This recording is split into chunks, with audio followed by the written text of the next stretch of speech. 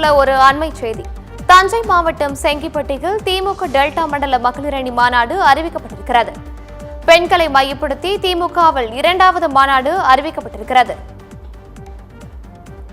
இது குறித்த கூடுதல் விவரங்களோடு இணைகிறார் எமது தலைமை செய்தி ஆசிரியர் கண்ணன். வணக்கம் கண்ணன், விவரங்களை வழங்கலாம்.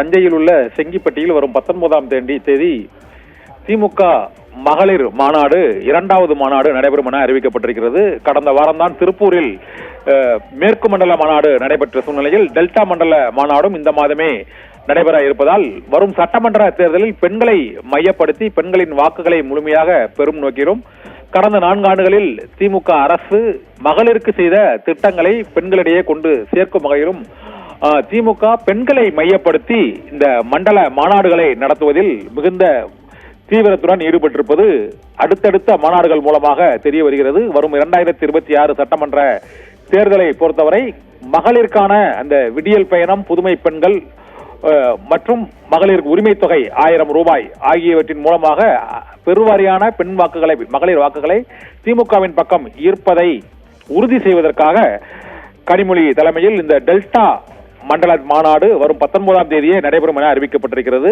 கடந்த வாரம் தான் திருப்பூரில் அந்த மேற்கு மண்டல மகளிர் மாநாடு நடைபெற்ற சூழ்நிலையில் இன்னும் ஒரு மாத இடைவெளியிலேயே 2வது மண்டல மாநாடு அறிவிக்கப்பட்டிருக்கிறது. இதன் மூலமாக திமுக அரசில் கொண்டு வரப்பட்டுள்ள பெண்களுக்கான பல்வேறு திட்டங்கள், பெண்களுக்கான பல்வேறு புதிய திட்டங்கள் தொடர்பாக அந்த பெண்களிடையே அந்த வாக்குகளை ஒருங்கிணைத்து அறுவடை செய்யும் நோக்கில் இந்த மாநாடு அறிவிக்கப்பட்டிருப்பதாக கூறப்படுகிறது. இதைத் தொடர்ந்து தெற்கு மண்டலம் மற்றும் கிழக்கு மண்டலத்திலும் இந்த மாநாடுகள் தொடர்ச்சியாக தேர்தலில் தேதி அறிவிக்கப்படுவதற்கு முன்பாகவே அறிவிக்கப்படும் எனவும் எதிர்பார்க்கப்படுகிறது. சர்மிளா,